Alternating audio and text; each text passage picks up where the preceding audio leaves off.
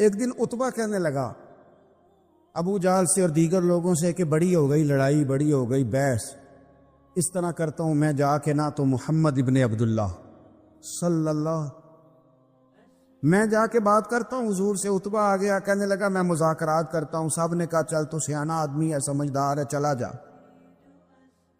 جا کے نہ تو وہی باتیں جو وہ ہمیشہ کرتے تھے، نبی کریم علیہ السلام سے کہنے لگا ہم سارے آپس میں ہیں، برادری ہے، قبیلہ ہے، ایک شہر ہے، پھر بھی لڑائیاں شروع ہو گئی ہیں۔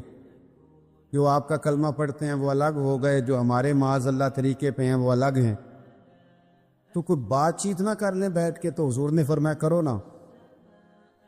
کہنے لگا اگر آپ سرداری چاہتے ہیں تو ہم دیتے ہیں، اور اگر آپ مال و دولت چاہتے ہیں تو معاذ اللہ ہم دیتے ہیں، جو آپ کہتے ہیں ہم کرتے ہیں۔ کسی طرح کا بھی آپ کا مطالبہ ہے تو ہم پورا کرنے کو تیار ہیں، تو آپ بتا دیں ہم وہ کر دیتے ہیں۔ وہ بڑی اس نے لمبی چوڑی تقریر کی، جتنی آفرے گنا سکتا تھا گنوائیں۔ کریم خاموش رہے۔ جب اس کی بات پوری ہو گئی تو حضور فرمانے لگے میں بھی کچھ بولوں؟ کہنے لگا بولیں۔ میرے نبی پاک نے قرآن پاک پڑھنا شروع کر دیے، چند آیتیں پڑھی، کھڑا تھا بیٹھ گیا، پھر اٹھ پڑا، کبھی ادھر جاتا ہے کبھی ادھر آتا ہے۔ حضور نے تلاوت ختم کی، کہا کوئی بات کرنی ہے؟ کہنے لگا نہیں مجھے اجازت دے دے۔ واپس گیا، جب گیا نا تو ابو جہل دور سے دیکھ کے کہنے لگا جو گیا تھا وہ تو عتبہ تھا، اور یہ جو آ رہا ہے یہ کوئی اور ہے، یہ کوئی اور ہے، یہ وہ نہیں ہے جو گیا تھا۔ واپس آیا تو کہا کیا طے ہوا؟ کہنے لگا یار طے کیا کرنا ہے، میں نے شاعر بھی دیکھے، کاہن بھی دیکھے، جادوگر بھی دیکھے، میں نے زمانہ گھوما ہے، اور جو قرآن وہ پڑھتے ہیں وہ بندے کا کلام نہیں، وہ رب کریم کا ہی کلام ہے۔ وہ اللہ کا کلام ہے، تم نہیں مقابلہ کر سکتے، تم باز آ جاؤ، وہ تمہارے بس کی بات نہیں۔ تیرے آگے ہیں یوں دبے لچے فصحا عرب کے بڑے بڑے، کوئی جان منہ میں زبان نہیں بلکہ جسم میں جان نہیں، اور کروں تیرے نام پہ جان فدا، نہ بس ایک جان دو جہاں فدا، میرا دو جہاں سے بھی نہیں جی بھرا، میں کروں کیا کروڑوں جہاں نہیں۔ اللہ تبارک و تعالیٰ نے انسانی زندگی میں تمام موسم رکھے ہیں، بچپن کا موسم، جوانی کی بہار، بڑھاپے کے اوقات، اپنوں کا ملنا، اپنوں کا بچھڑنا، شادیوں کی خوشیاں اور جنازوں کے غم، یہ سارا کچھ انسانی زندگی کا حصہ ہے۔ لیکن انسان چونکہ طبعی طور پر کمزور ہوتا ہے، اپنے مزاج کے لحاظ سے بہت ساری جگہوں پہ اس میں ضعف پایا جاتا ہے، تو یہ کرتا یہ ہے کہ جس تسلی کے ساتھ خوشی کو قبول کرتا ہے، اسی طرح کھلے دل کے ساتھ غم کو قبول نہیں کرتا۔ من چاہی زندگی گزارنا چاہتا ہے، حالانکہ من چاہی زندگی تکلیف کا باعث ہوتی ہے، رب چاہی زندگی انسان کو سکون عطا کرتی ہے۔ اللہ تعالیٰ نے انسان کے ساتھ آزمائشیں رکھی ہیں، جس طرح اللہ تعالیٰ کی طرف سے ملنے والی نعمتوں کو قبول کرتا ہے، اسی طرح اس کی طرف سے آنے والی آزمائشوں کو بھی کھلے دل سے اسے قبول کرنا چاہیے۔ اور یہ بات درست ہے کہ وما اصابکم من مصیبت فبما کسبت ایدیکم، انسان پر کچھ مصیبتیں وہ آتی ہیں جو اس کے ہاتھوں کے کسب کی وجہ سے آتی ہیں۔ بہت ساری قوموں پر عذاب اس لیے آئے کہ انہوں نے بعض گناہ کیے تھے، لیکن یہ یاد رکھیے گا کہ عذاب ہمیشہ گناہوں کی وجہ سے نہیں آتے، تکلیفیں ہمیشہ گناہوں کی وجہ سے نہیں آتی۔ انسان دکھوں میں، مشکلات میں صرف اپنی غلطیوں کی وجہ سے نہیں الجھتا، بلکہ نبی پاک علیہ الصلاۃ والسلام نے فرمایا ہے اللہ تعالیٰ کسی بندے کو کوئی درجہ دینا چاہتا ہے، اس کے اعمال اس طرح کے نہیں ہوتے کہ اسے درجہ دیا جائے، اللہ اسے کسی مشکل میں ڈال کے اس کے درجے کو بلند فرما دیتا ہے۔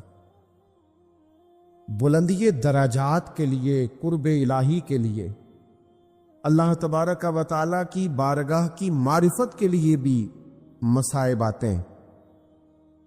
آپ دیکھیے نا، نبی پاک صلی اللہ تعالی علیہ وسلم نے فرمایا سب سے زیادہ تکلیفیں انبیاء پہ آتی ہیں،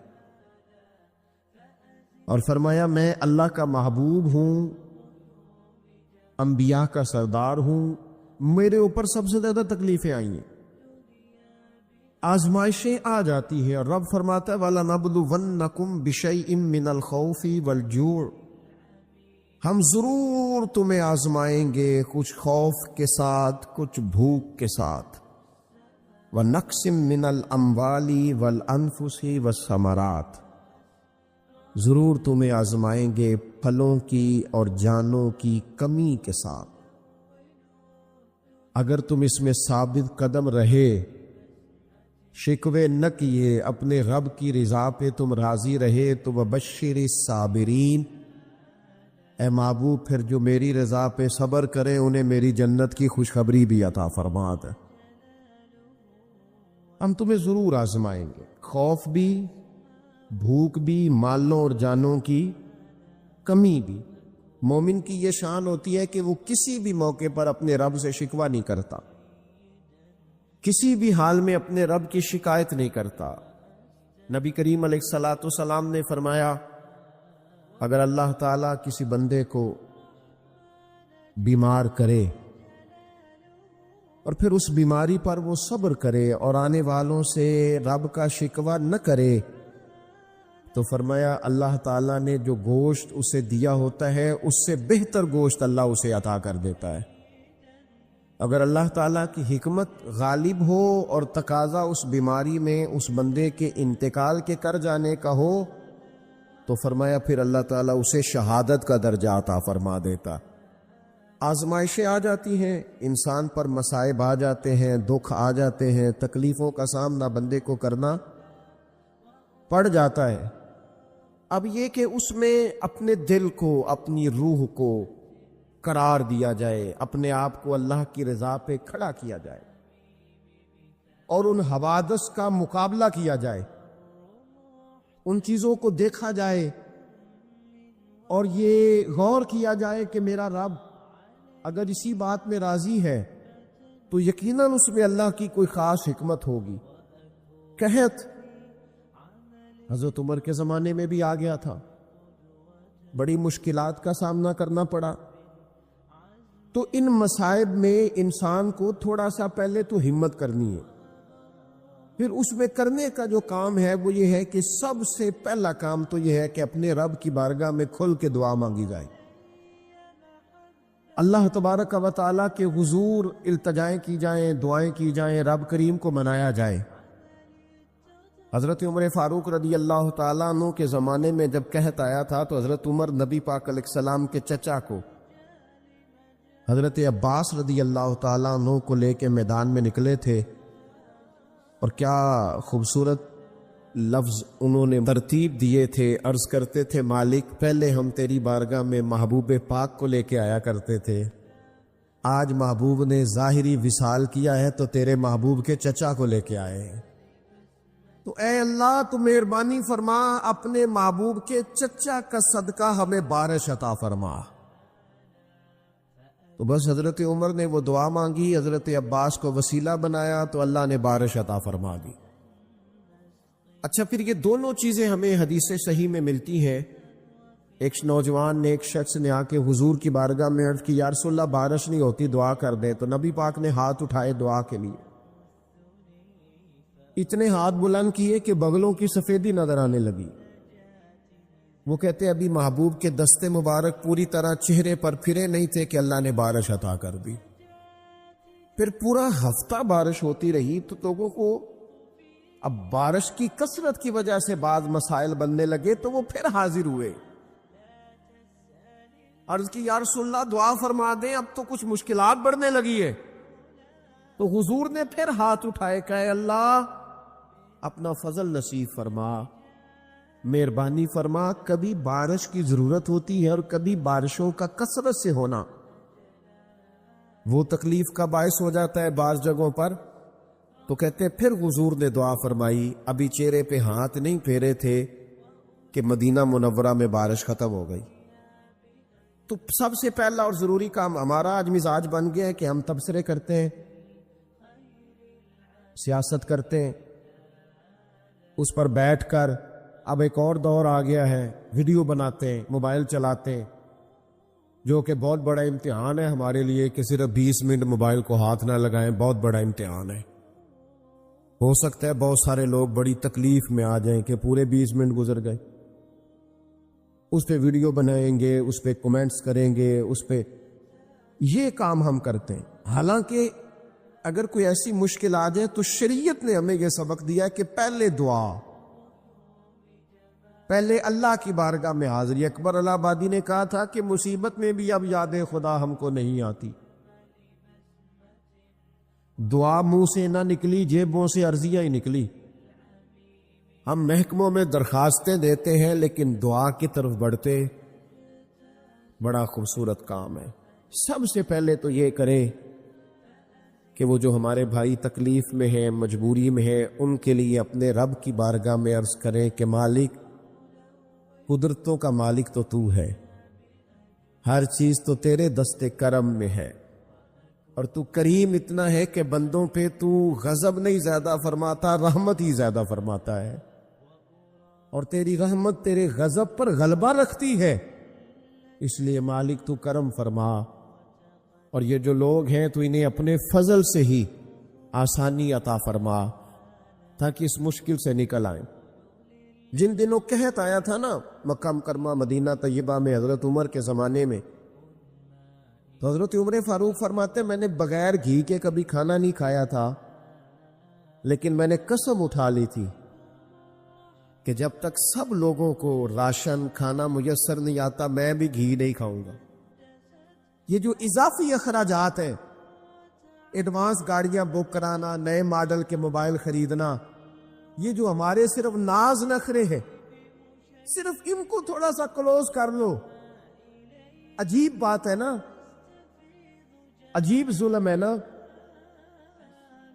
ایک بچہ رات کو اس لیے کھانا نہیں کھا رہا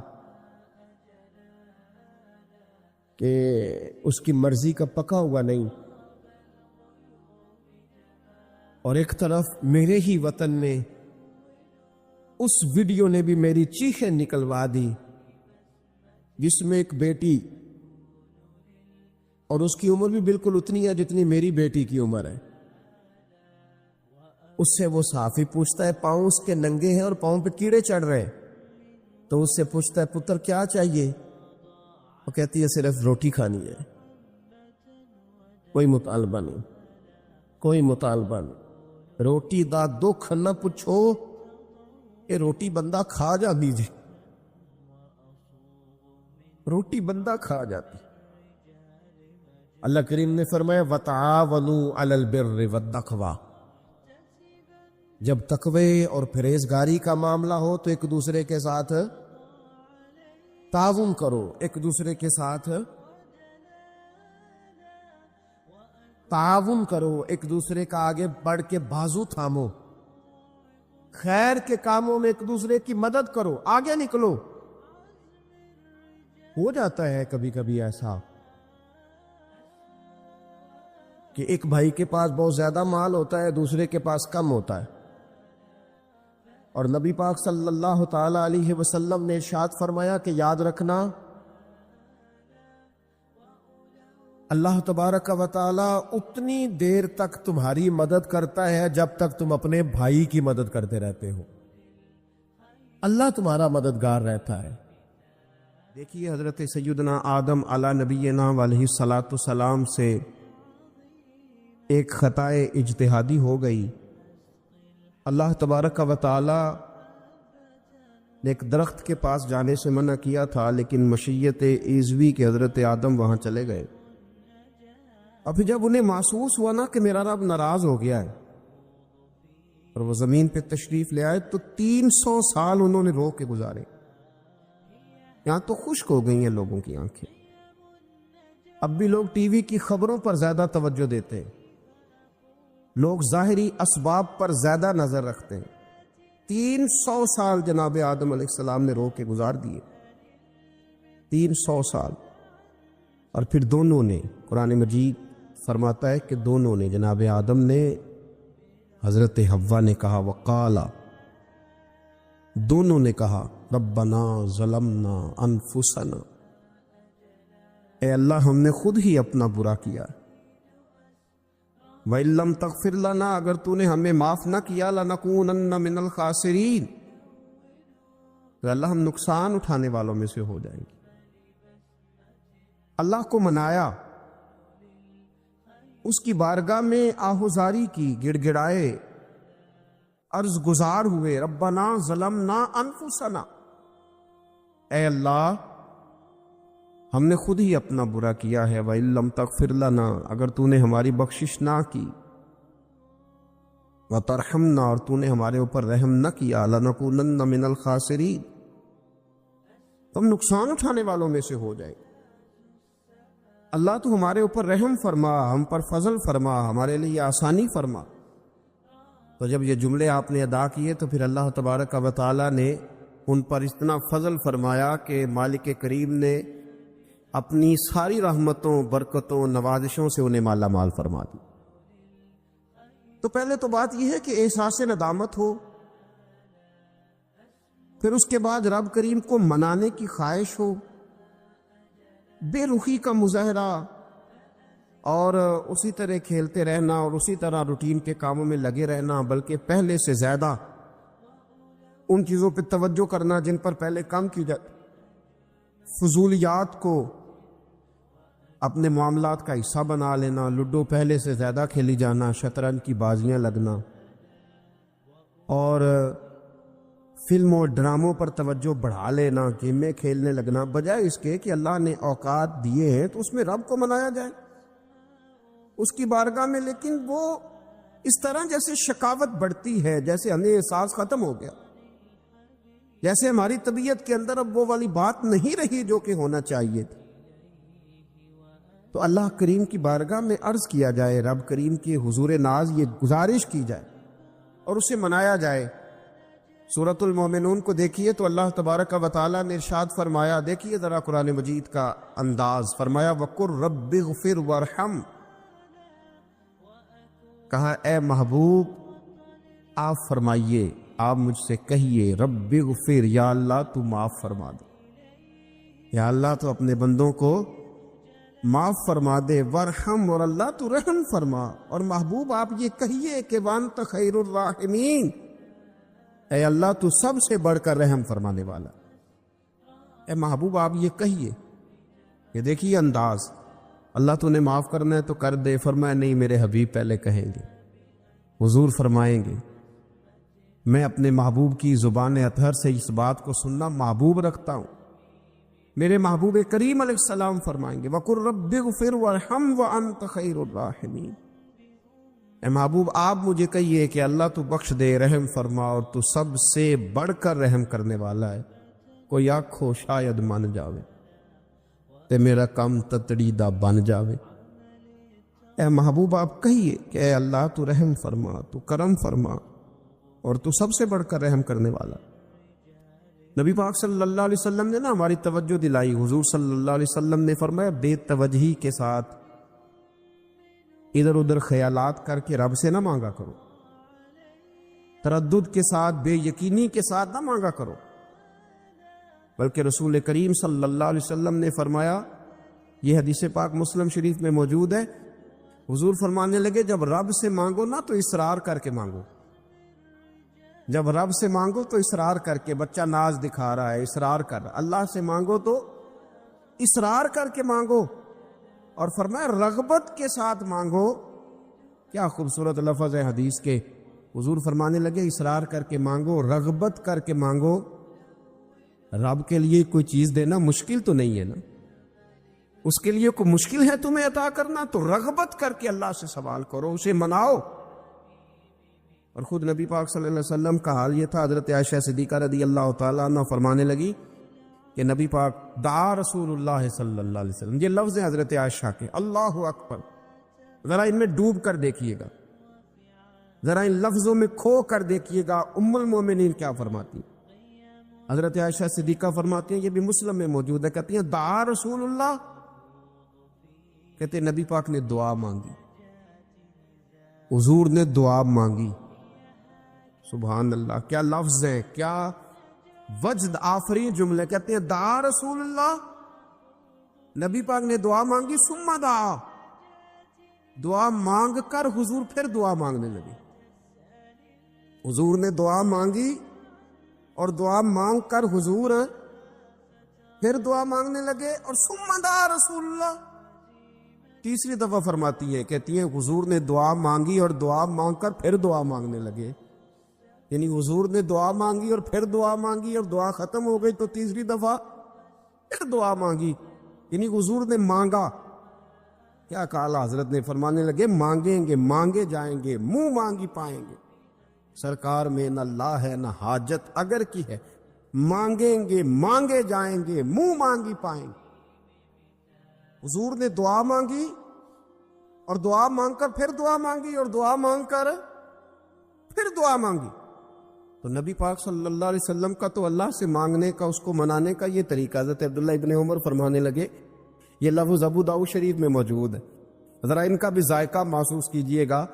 حضرت سیدنا عبداللہ ابن عمر فرماتے، میں حضور کی مجلس میں حاضر تھا، حضور مانگنے لگے اللہ سے، حضور اللہ سے مانگنے لگے۔ میں تو کئی دفعہ یہ دعا بھی مانگنے لگ جاتا ہوں کہ اللہ تو ان دعاؤں کی طرف تو دیکھ جو تیرے رسول نے ہمارے لیے مانگی۔ اللہ تو ہمیں تو نہیں نا مانگنا آتا، نہیں طریقہ آتا، نہیں سلیقہ آتا، نہیں انداز آتا، ہم تو بے توجہ سے لوگ ہیں، بیٹھنے کا ڈھب نہیں آتا ہمیں تو ہاتھ اٹھانے کا سلیقہ نہیں آتا، ہم تو وضو کرنے کے اس طریقے سے آشنا نہیں پڑے۔ اللہ تیرے محبوب نے تو خوب مانگا ہے نا تجھ سے، تیرے پیارے حبیب علیہ السلام نے تو تجھے منایا ہے نا ہمارے حق میں، تو اللہ تو ان دعاؤں کی طرف تو دیکھ۔ حضرت عبداللہ ابن عمر رضی اللہ تعالیٰ عنہ فرماتے، میں حضور کی مجلس مبارکہ میں بیٹھا تھا، ابو داؤد شریف میں موجود ہے، کہتے حضور دعا مانگ رہے تھے۔ دعا کیا تھی؟ دعا حضور یہ مانگ رہے تھے، رب اغفر لی، یا اللہ ہمیں بخش دے، وتب علی، اللہ ہماری توبہ قبول فرما، انک انت التواب الرحیم، بے شک تو توبہ قبول کرنے والا اور رحم کرنے والا۔ حضور دعا مانگ رہے تھے، اے اللہ رب اغفر لی، یا اللہ ہمیں بخش دے، وتب علی، اور ہماری توبہ قبول فرما، انک انت التواب الرحیم، بے شک تو توبہ قبول کرنے والا اور رحم کرنے والا۔ حضرت عبداللہ ابن عمر فرماتے، اس ایک دعا کو ایک ہی مجلس میں ایک ہی جگہ بیٹھ کر میرے نبی پاک نے اپنی زبان اطہر سے 100 مرتبہ ادا فرمایا۔ 100 مرتبہ حضور نے یہ لفظ کہے، رب اغفر لی وتب علی، رب اغفر لی وتب علی، رب اغفر لی، اے اللہ بخش دے، رحم فرما، وتب علی، بس قبول کر لے نا اب ہماری توبہ، انک انت التواب الرحیم، بے شک تو توبہ قبول کر لیا کرتا ہے، تو رحم فرمایا کرتا ہے۔ ایک ہی مجلس میں 100 دفعہ حضور نے دعا مانگی، دعا مانگ کے پھر دعا مانگی، اور دعا مانگ کے پھر دعا مانگی۔ اللہ کو منایا میرے رسول پاک، حضور نے ہمیں